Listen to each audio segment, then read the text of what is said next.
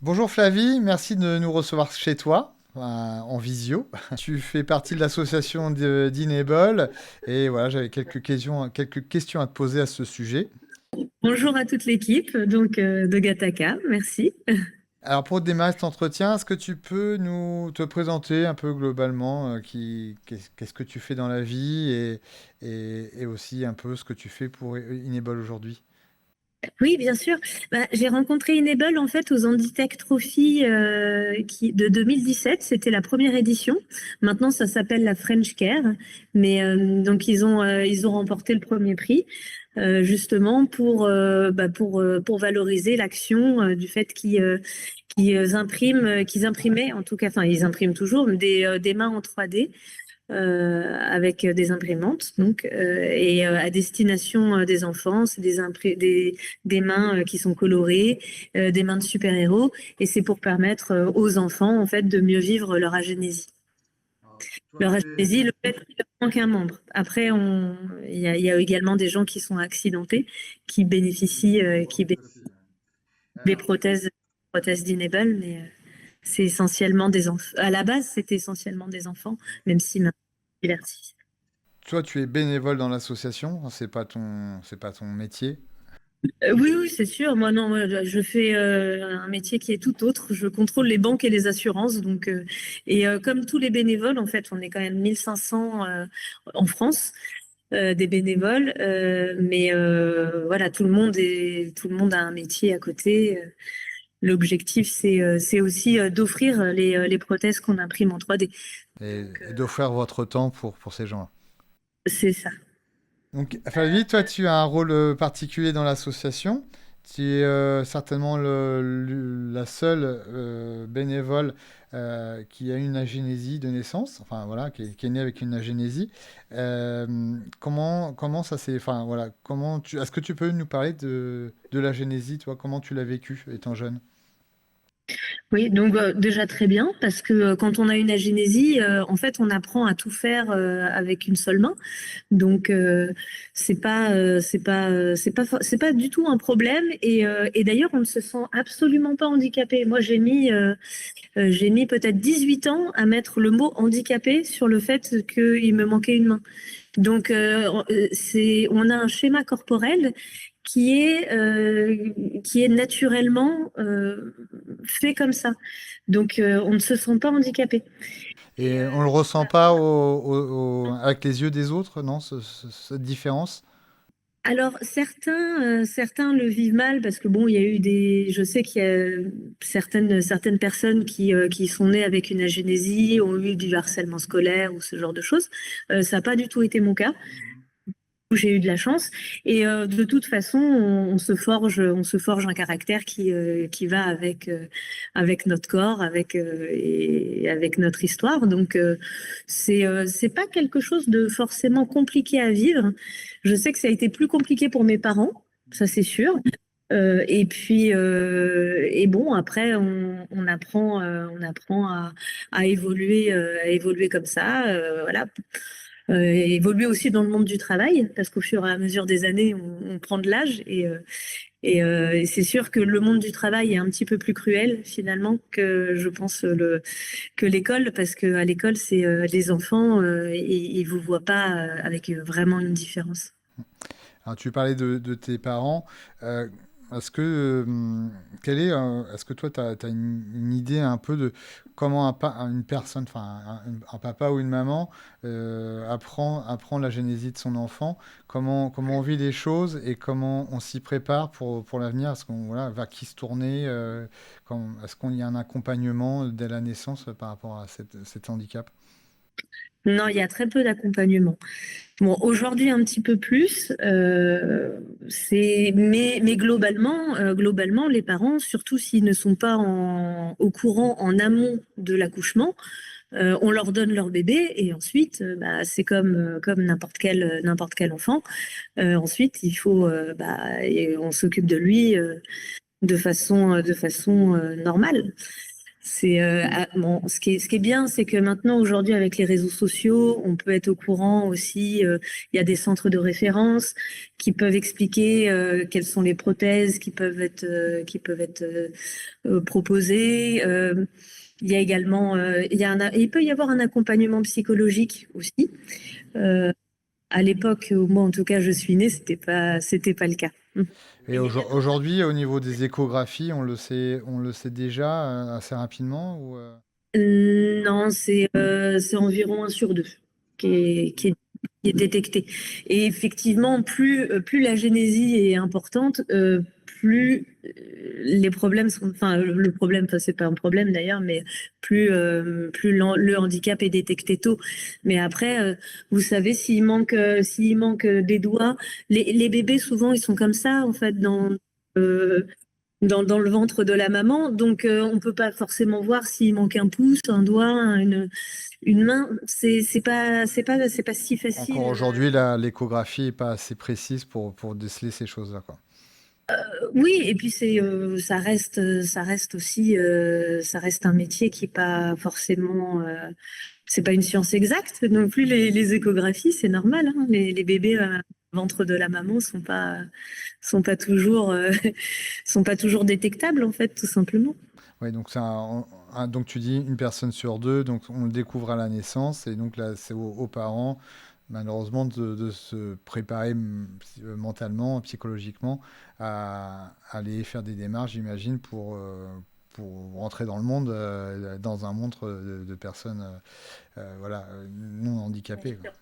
Les enfants se sentent beaucoup plus différents, un petit peu différents que handicapés. Vraiment, il y a pas ce traumatisme quand on a un accident.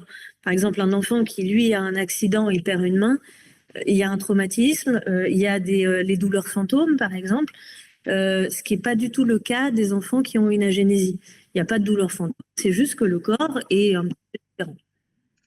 Et alors toi, étant enfant, quelles sont les choses que toi, tu rêvais de faire et que tu ne pouvais pas faire? Est-ce qu'il y a des choses comme ça, tu dis, tiens, je sais pas, je jouais, est-ce qu'on peut jouer au tennis? Est-ce qu'on peut faire du vélo? Des choses, est-ce que des choses que tu pouvais pas faire? Et est-ce qu'aujourd'hui, maintenant, grâce aux prothèses, tu peux le faire justement? Alors oui, c'est vrai que le vélo, en fait, il y a une stratégie d'évitement aussi. Donc effectivement, le vélo, j'en ai fait, mais j'en ai fait de façon très maladroite avec des adaptations vraiment maison. Qui peuvent avoir des conséquences négatives. On l'a vu avec Barbara, voilà, qui s'est toujours adaptée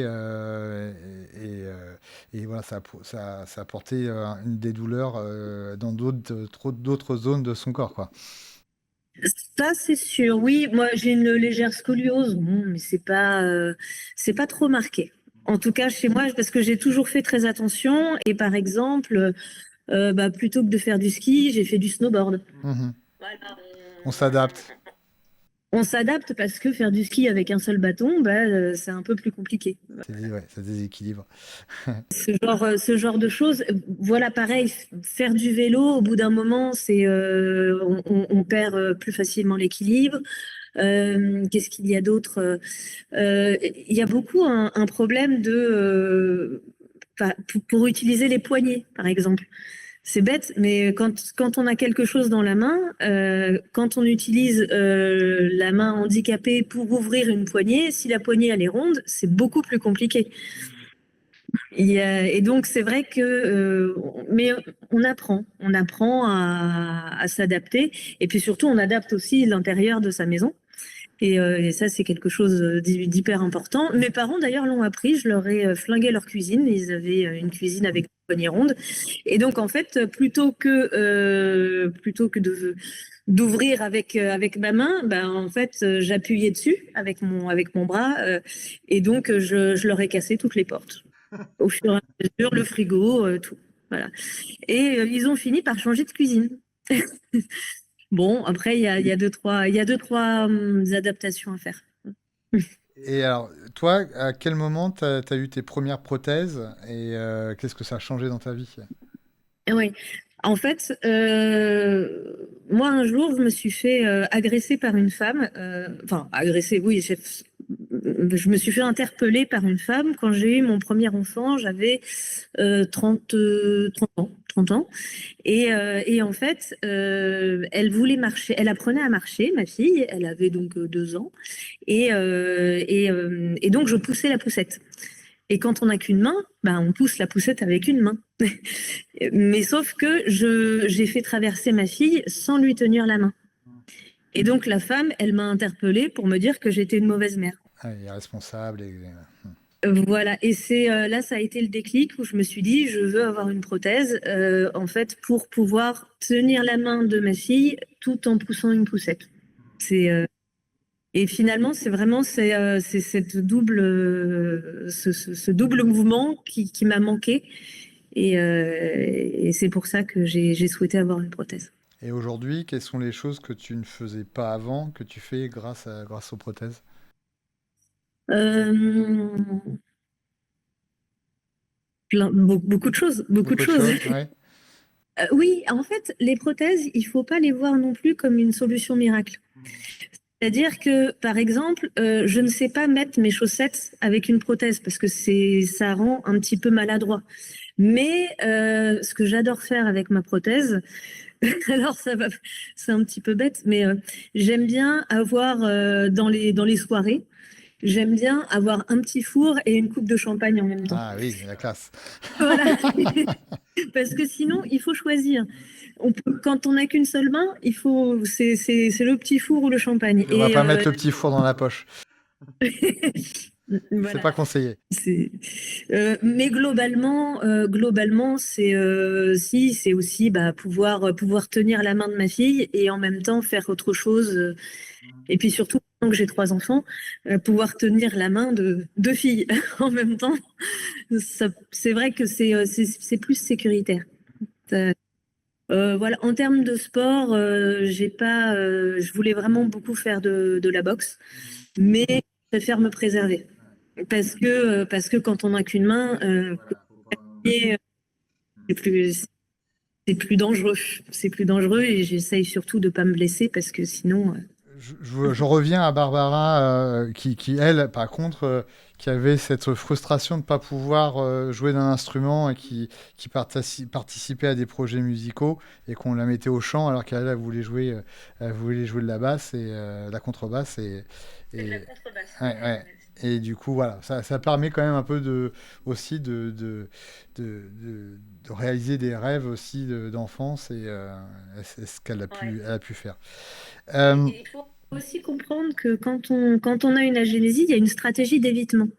C'est-à-dire que quelqu'un qui veut faire tel ou tel sport, quelqu'un qui voudrait faire du ski, quelqu'un qui voudrait faire jouer d'un instrument de musique où il faut les 2 mains, en fait, on se l'interdit. Et c'est quelque chose de naturel, en fait, ça vient tout seul. Et c'est vrai que le fait que Enable puisse créer des petites aides comme ça, ça fait toute la différence parce que ça augmente le champ des possibles. Des choses dont on n'aurait même pas pensé. et toi, alors donc tu en as parlé donc un peu de ta rencontre avec l'assaut d'Enable. Euh, tu as parlé de la rencontre. Aujourd'hui, tu es bénévole au sein de l'assaut. Tu as plusieurs rôles aussi dans l'assaut parce que tu es maker, mais ton rôle ne s'arrête pas là en fait. Oui, bah donc je suis maker, je suis au conseil d'administration. Moi, mon rôle, c'est aussi un peu comme je suis la seule handicapée entre guillemets du conseil d'administration, c'est aussi de trouver des gens qui ont envie et leur dire, mais regardez, cette association, elle peut vous proposer de vous offrir quelque chose qui vous permettrait de réaliser un rêve, soit un rêve, mais voilà, enfin, qui vous permettrait en fait de gagner en autonomie d'une façon générale. Et c'est vrai que quand on est valide, on va dire ce discours, il est plus difficile à tenir. je pense que mon rôle au sein de l'association, c'est essentiellement trouver des bénéficiaires, enfin ce qu'on appelle des bénéficiaires, mais il n'y a pas de bénéfice de toute façon puisque tout est gratuit chez nous. Tu es arrivé dans l'assaut en tant que maker ou tu as tout de suite intégré le bureau de direction? Non, non, non, le conseil d'administration, je l'ai rejoint au bout de 2 ans, je crois, quelque chose comme ça. À la base, j'ai demandé une main et en fait, enfin, j'ai demandé une prothèse, voilà. Et donc, finalement, j'ai fini par à m'acheter une imprimante 3D, me la faire toute seule. Et ensuite seulement, j'ai rejoint le conseil d'administration de l'association. Alors, est-ce que tu peux nous parler un peu de ton travail en tant que maker? Quels sont les souvenirs que tu as de ce rôle dans l'assaut? Est-ce que tu as voilà, des prothèses que tu aurais réalisées qui t'ont marqué dans Bah, cette période? celle qui m'a marquée, c'est la première, c'est celle que je me suis faite pour moi, Ah, tu te l'es fait, la première, c'est toi qui te l'es faite directement. toute seule. Ouais. Après, c'est sûr que ça fait toujours chaud au cœur quand on offre une prothèse à un enfant. Et ça, j'en ai pas fait tant que ça, hein, parce que on manque de demandes. Et c'est trop bête parce que on a beaucoup, beaucoup de bénévoles. Donc, mais c'est vrai que c'est toujours un moment d'émotion. Tu De dis vous. qu'il y a pas assez, enfin, il y a pas assez de demandes. Il y a pas, oui, il y a pas assez de demandes par rapport au nombre de personnes qui naissent avec la génésie. Est-ce que tu as une explication à ça? Bah, c'est parce qu'en fait, on n'est pas vraiment, enfin, surtout quand la génésie est d'un seul côté, ce qu'on appelle la TMS. Euh, quand il y a une main valide, il n'y a pas spécialement de besoin parce qu'on peut tout faire. Enfin, on peut faire quand même beaucoup de choses. Donc finalement, avoir une prothèse aussi, il faut comprendre que ça peut être très utile, par exemple pour faire du vélo, parce qu'on a besoin d'avoir vraiment les deux mains, pour avoir un équilibre. Mais techniquement, il y a pas un besoin impérieux d'avoir une prothèse. Sauf sur du long terme où ça peut. Je vais revenir encore à Barbara, ou même pour toi, parce que tu le disais aussi tout à l'heure, il peut y avoir une sorte de compensation au niveau du dos, etc., qui fait qu'arrivé à un certain âge, on se dit, tiens, si j'avais pas forcé un peu sur le corps, je serais moins abîmé aujourd'hui, quoi. On y arrive tous. Et en fait, on s'en parle aussi entre nous. Moi, j'essaye de parler à mes congénères, entre guillemets, de leur dire attention, ne forcez pas trop, préservez la main valide parce que Il n'y en a qu'une. celle qui est valide, elle est précieuse et quand on en a une, mais c'est le cas pour plein de personnes qui, par exemple, je pense à ceux à qui il manque un rein, et ben effectivement, ils vivent avec un seul rein pendant des années, et puis arrivé à un certain âge, évidemment. Alors, pour revenir justement sur les prothèses que tu as, les appareillages que tu as réalisés, c'est quoi, c'est laquelle, là, c'est celle en dehors de la tienne, bien évidemment, voilà, qui te fait encore sourire, tu dis, tiens, celle-là, j'ai particulièrement aimé la faire parce que, je sais pas, il y avait le logo d'Harry Potter ou ou de Spider-Man. Ah, alors non, moi c'était une prothèse très colorée d'ailleurs, où en fait l'enfant il m'a dit bon bah je veux avoir 50 couleurs dessus. Il voulait déjà un doigt de chaque couleur. Ah oui, d'accord. Voilà, et ensuite la main avec un logo particulier parce que je crois qu'il faisait du rugby ou je sais plus. Enfin, donc il m'a fait quand même un petit challenge et surtout c'était une nouvelle main parce qu'on a des modèles qui sortent au fur et à mesure et c'était ce qu'on appelle le bras kinétique. Et donc c'était aussi un challenge pour moi parce que c'était la première fois que je le faisais. Et en plus, il m'a demandé quand même il y avait des demandes très spécifiques. Voilà. Ouais, double challenge sur le même appareillage. Ouais, ouais. Alors, Et oui, c'est pardon. normal, c'est normal. Après, il faut savoir être exigeant, hein. Bah oui, c'est Et, c'est lui qui vit et avec. c'est ça. Et on en parlait un peu, c'est un peu comme un tatouage, donc on le choisit, quoi. On a des exigences et voilà, si on veut plein de couleurs, bah, c'est au maker d'exécuter, quoi. C'est ça. C'est pas toujours facile hein, pour nos bénévoles. Hein. Enfin, il y a des choses qui sont difficiles. Et aussi, au niveau des agénésies, on n'est pas toujours sur une agénésie qui est nette.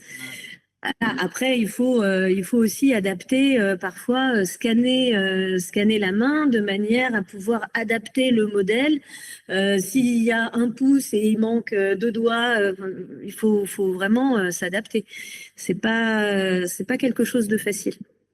Je vais encore aborder un autre sujet de ton rôle au sein d'Enable, c'est que tu as des dons pour la bande dessinée. Est-ce que tu peux nous en parler? Oui, bah c'est avec une association qui s'appelle la CDA, l'association d'études et d'aide aux enfants qui ont une agénésie. On a fait avec une personne du conseil d'administration on a fait une BD, une bande dessinée, qui présente justement qu'est-ce qu'une agénésie, quelles sont les différentes formes aussi d'agénésie, parce il y en a six ou sept, comment ça arrive, pourquoi. Ça permet aussi finalement déjà aux parents avant qu'ils accueillent l'enfant, s'ils sont au courant de la génésie, ça leur permet de pouvoir un peu mieux expliquer aussi à leur entourage, je vais avoir un enfant différent et voilà pourquoi. En fait, ça donne des mots. Mhm. Alors cette BD, comment on peut se la procurer? Est-ce qu'elle est disponible? Tout le monde peut y avoir accès? Oui, oui, elle est totalement disponible. Il suffit de la demander. On en a imprimé déjà un bon paquet et tout est parti. Elle est, bon, évidemment, on l'offre. Hein, Ouais. tout est toujours gratuit. Chez Unable, oui. Après, version numérique. Mm. Donc, Là, nous, on tout pourra est. la mettre en lien, le lien pour que les gens puissent la procurer. Oui, Ouais. bien sûr. Très bien, ouais, Bien merci. sûr. Après, c'est vrai que bah, elle est en haute définition, donc ensuite le lien, il faut pouvoir le télécharger, mais peut-être on peut s'arranger. En tout cas pour la diffuser un peu plus, sachant qu'elle est en français, donc elle est destinée bah, aux Français, aux Belges et aux Québécois. Alors, toi, quel était ton rôle dans cette BD? Dans cette BD, c'est l'histoire, c'est comment c'est raconté, les dessins. Est-ce que t'as contribué aussi au dessin? Non, je sais pas dessiner. Mais c'est vraiment les deux. C'est deux étudiantes en fait qui l'ont fait sous la responsabilité d'une personne, d'une dame de l'école normale supérieure de Saclay. Et cette dame, en fait, a une enfant atteinte d'agénésie. Et comme elle est dans le monde médical, elle a supervisé tout le côté médical. D'accord. Vraiment. Ouais, de bien raconter les choses, de pas donner des fausses informations, enfin, des mauvaises informations, etc. Il faut que tout soit bien. Ça a été un gros travail et en fait, ce que l'on voulait, c'était essentiellement de pouvoir vulgariser à la fois le discours, tout en étant très méthodique et très rigoureux sur les termes qui sont employés. C'est une BD qui est plutôt destinée aux adolescents et aux adultes. Mais il y a un côté finalement beaucoup plus simplifié dans l'explication.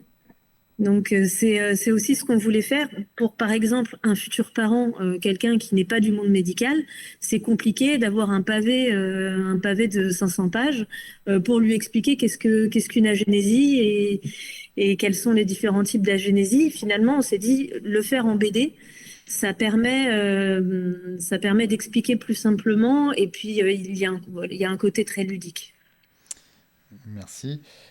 Alors, pour terminer cet entretien, enfin, voilà, j'aimerais, on l'a plus ou moins dit déjà aussi dans l'entretien, mais euh, pourquoi une personne atteinte d'agénésie devrait ou doit contacter Enable, selon toi?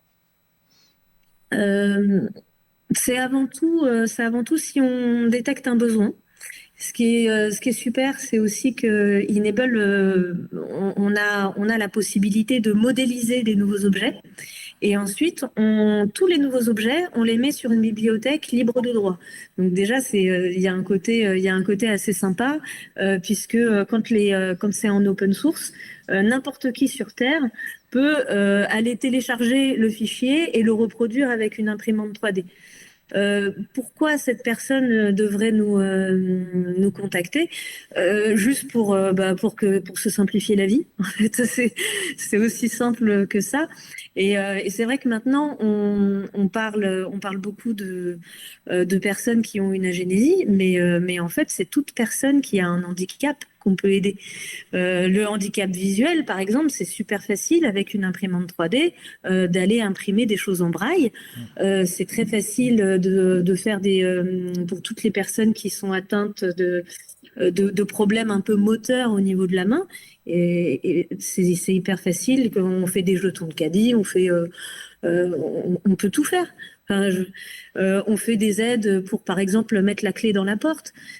Parce qu'en fait, on ne se rend pas compte de ce qu'est le handicap tant qu'on n'y est pas confronté. Mmh. Et l'important, c'est aussi de dire, bon, bah ok, il y a un handicap, mais c'est pas grave. On va trouver une solution.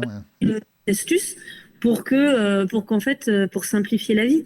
On peut faire aussi plein d'aides qui sont pour les fauteuils. Les fauteuils roulants.